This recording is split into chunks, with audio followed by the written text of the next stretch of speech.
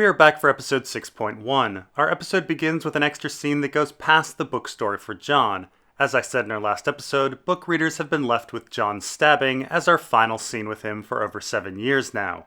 Here in the show, Ghost makes some noise alerting Davos to come out to find Jon's body. Davos, Dolorous Edd, and a few extras then bring Jon's corpse inside and present it to a depressed Melisandre. Now in the book, Davos is off on Skagos, as far as we know. Additionally, Dolorous Edd is off at a wall fort called Long Barrow.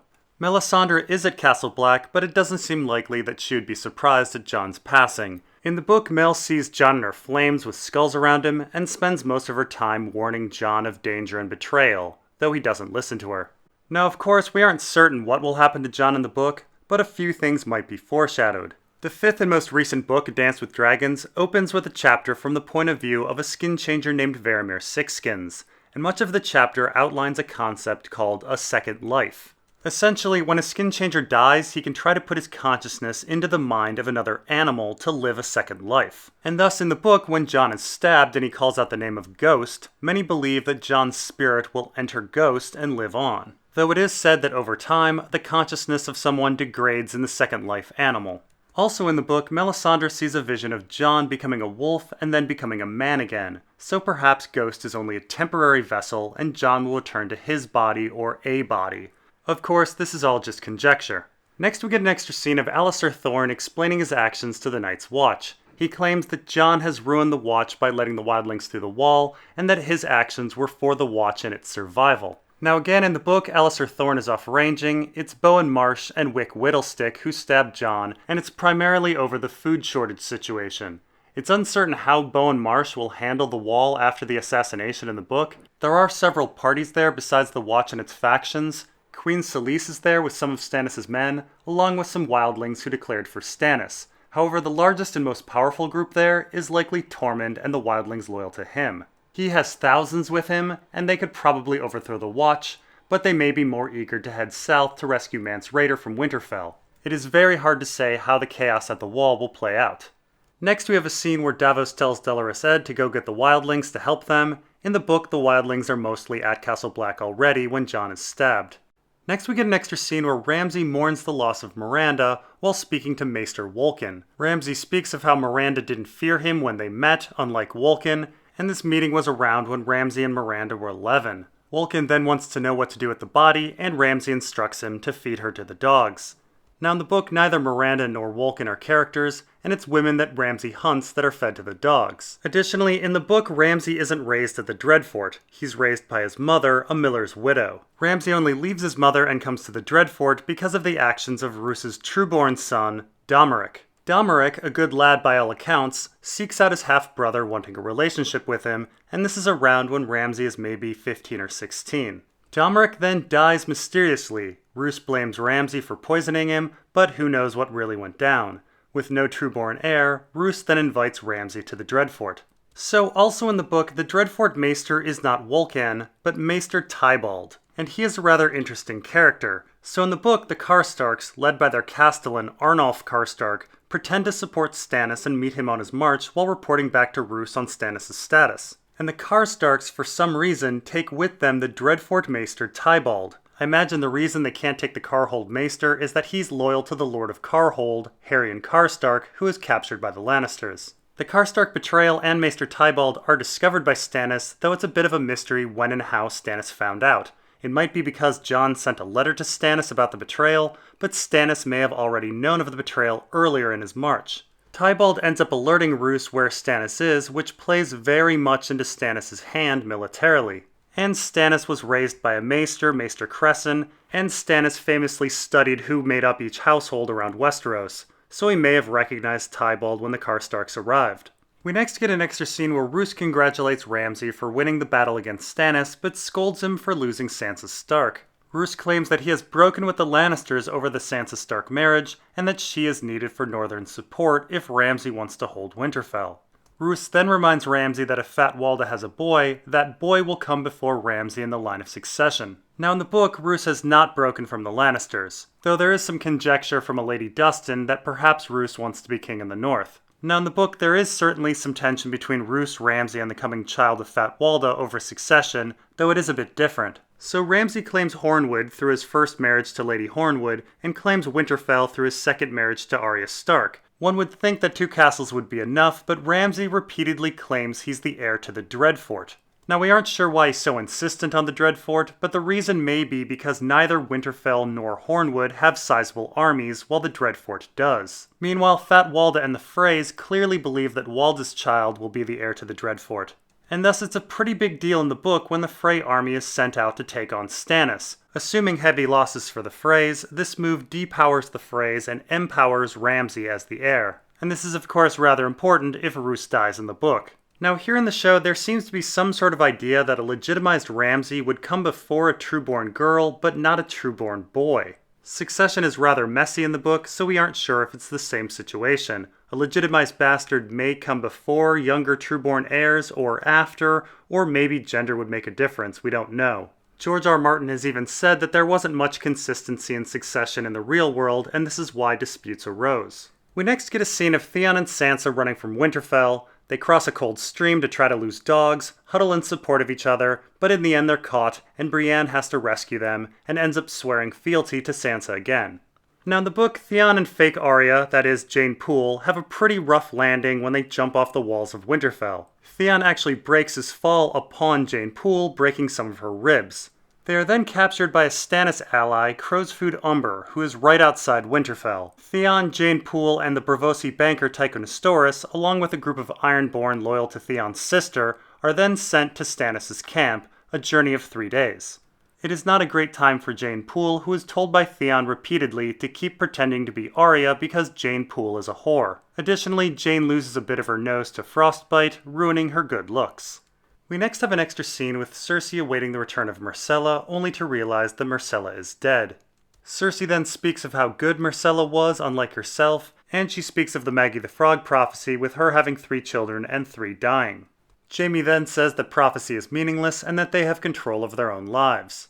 Now in the book, Myrcella is alive as far as we know, however Cersei, while imprisoned by the Faith, does receive news of Myrcella getting her ear chopped off. While Cersei is momentarily sad for her daughter, she soon becomes overjoyed as she also hears of the death of Myrcella's sworn shield Aerys Oakheart. With Aerys' death, there's room in the Kingsguard for Qyburn's monster, Sir Robert Strong. Now, Jaime and Cersei have not reunited in the book after Jaime leaves King's Landing shortly after the death of his father. However, this show scene does touch on a couple of major plot points from the book. Cersei in the book is obsessed with the Maggie the Frog prophecy, much more so than in the show. And while she does seem to want to prevent it on some level, her entire scheme against Margaery is an attempt at that. It's also rather notable that Cersei chose to have 3 children in the first place. That is, she helped to fulfill the prophecy.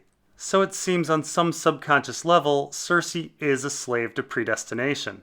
Jaime, on the other hand, is a believer in free will. He notably examines the white book that records the deeds of the Kingsguard and decides that he can fill the pages with whatever he chooses. It's after this that Jaime tries to be a better person and ponders whether he can shed the name Kingslayer and become Golden Hand. We next get an extra scene with Margaery imprisoned by the Faith, with Septa Unella demanding a confession. Margaery then speaks with the High Sparrow about not being perfect, and the High Sparrow says that Margaery has made a step in the right direction. Now in the book, Margaery is actually released shortly after her arrest into the custody of Sam's father, Randall Tarly. So for now, Margaery is safe and comfortable, but Randall does vow to return her to the Faith for her trial, which may be a precarious situation. Next we get an extra scene with Doran speaking about how Oberyn was an adventurer, and how he had to stay in Dorne to rule. A message then arrives alerting Doran of Myrcella's death, and then Ellaria and Tyene promptly assassinate Doran and Arya for not taking any action to avenge Oberyn. Now, none of this happens in the book. Doran is alive and well, and Arya is off on a mission with Obara Sand to find Darkstar, who they believe attacked Myrcella. Incidentally, Doran may have not lived the exciting life of Oberyn, but he did travel across Essos as well. So again, in the book, the main character of the Dornish story is not Ellaria, but Doran's daughter, Arianna Martell. After she fails to crown Myrcella queen, she's imprisoned by Doran, but later pledges fealty to him as he reveals that he's not doing nothing, but is secretly backing Daenerys. Although some, including me, believe Doran has a much larger and more complicated plan than that. Things change a bit though with the invasion of Jon Connington, the Golden Company, and Aegon, the supposed son of Rhaegar, who was not killed after all. Arianna is sent to treat with Jon Con, and so she begins a quest to meet him. She travels across the Stormlands, observing the conquests of the Golden Company, and eventually making it to Jon Con's home, Griffin's Roost, before being told that Jon Con has taken Storm's End from Stannis' forces and will soon face Tyrell forces. Now, Jon Con specifically said that there would be trickery going on, and so we have no idea if he's actually taken Storm's End or not. Whatever the case, Arianna is sent off to Storm's End and to the middle of war, and that is as far as her side of the Dornish story has gone. Now in the book, Ellaria does make a speech about how she's sick of the cycle of violence and how she disapproves with the Sand Snake's never-ending desire for vengeance. That said, there is a small hint that Ellaria may be a player and may be working against Doran. So in both book and show, there are 8 daughters of Oberyn in total. A 4th Sand Snake, Sorella, is at the Citadel disguised as a boy, and Sand Snakes 5 through 8, the young ones, are Ellaria's brood. In the show, Tyene is Ellaria's daughter, but in the book, Tyene is the daughter of a Septa. So in the final Arianna chapters that we've been given in the book, Ellaria disperses the 4 youngest Sand Snakes to various locations: Sunspear, the Water Gardens, Hellholt, and one beside Arianna on her quest to find Jon Connington. It may be that these girls are spies or are working towards Ellaria's agenda. So next we have an extra scene where Trystane is murdered by Obara and Lady Nym outside of King's Landing. So in the book, Trystane is alive and well in Dorne, bearing no hatred from anyone as far as we know. Obara is off with Arya Hota tracking Darkstar, and Lady Nym is heading to King's Landing to join the Small Council. Now we should note that in the book, Doran has another son, Quentyn Martell, who slowly makes his way across Essos to Slaver's Bay to meet Dany. This is supposedly Doran's secret plan. So Quentyn and his crew have all sorts of adventures. Half of them are killed by pirates, and then they have trouble finding passage to Slaver's Bay, and they're forced to join a sellsword company to get there. They fight in a war with Astapor, and then they defect, and Quentyn reveals himself to Dany. Quentyn presents a marriage pact, supposedly between Viserys and Arianna Martell, but since Viserys is dead, Quentyn hopes that Dany will honor the pact with him. It's a rather poor request, and Quentyn has little to offer Dany other than Dorne's relatively small army, and so Dany refuses. Dany then marries Hisdar and flies off, leaving Quentyn and his crew not knowing what to do with themselves in Meereen. And speaking of Meereen, next we get an extra scene between Tyrion and Varys walking the city to get an idea of the problems they face. They find a starving mother, see some graffiti, discuss the Sons of the Harpy and who may be leading them, and they see that some religious fervor is on the rise, with followers of R'hllor seeing Dany as a messiah. Suddenly there's a panic in the city as all of Daenerys' ships are burned in port by the Sons of the Harpy. Now in the book, the Meereen story shifts to the perspective of Barristan, who's still alive. Hisdar, being Dany's husband and king, becomes the ruler of the city. The main problem Hisdar faces are threats from neighboring cities like Yunkai. The Sons of the Harpy, for the time being, are dormant. In fact, the primary reason that Dany did marry Hisdar over, say, Quentyn, is that Hisdar claimed he could stop the killings from the Sons of the Harpy for 90 days. And this was achieved. How this was achieved is a mystery. It may be that Dany and Hisdar's betrothal settled them on a political level, or perhaps Hisdar was controlling the Sons of the Harpy, or perhaps the Green Grace, a religious figure who likes Hisdar, controls the Sons of the Harpy. Or perhaps the Green Grace, who handles funeral rites as well as the sick and injured, was hiding bodies. Or perhaps the Sons of the Harpy was never really a proper organization and simple regular crime was blamed on them. Whatever the case, a Littlefinger-like character named Skahaz convinces Barristan that Hisdar was in fact controlling the Sons of the Harpy and tried to kill Dany, and so Barristan stages a coup and wrests power from Hisdar. At this point, the crime in the city resumes, supposedly from the Sons of the Harpy. Incidentally, here in the show, Tyrion and Varys say that Misa is High Valyrian for mother. In the book, Misa is the Giscari word for mother. Now here in the show, Meereen seems to be facing widespread poverty and famine. However, in the book, one of the major problems that Barristan faces is the spread of a disease called the Pale Mare. The Pale Mare is likely dysentery, and Barristan doesn't know how to stop it. Also, the burning of ships was never a thing in the book. Book Dany has no navy. Next we get an extra scene of Jorah and Daario searching for Dany. They discuss their love for her, discuss the future of the world with her. Jorah secretly looks at his grayscale, and then the two find some jewelry of Dany's and realize that the Dothraki have her. Now in the book, this rescue mission into the Dothraki Sea is taken on by Dany's Dothraki blood riders, and since we have no eyes on them in the book, we have no idea what they're up to. Book Jorah, around the time of Barristan's coup, escapes his enslavement with Tyrion and Penny, and joins the sellsword company the Second Sons outside of Meereen. The sellswords are actually pitted against Dany's forces. Daario is a hostage, likely in a nearby camp. However, this scene in the show is not entirely without its parallels to the book.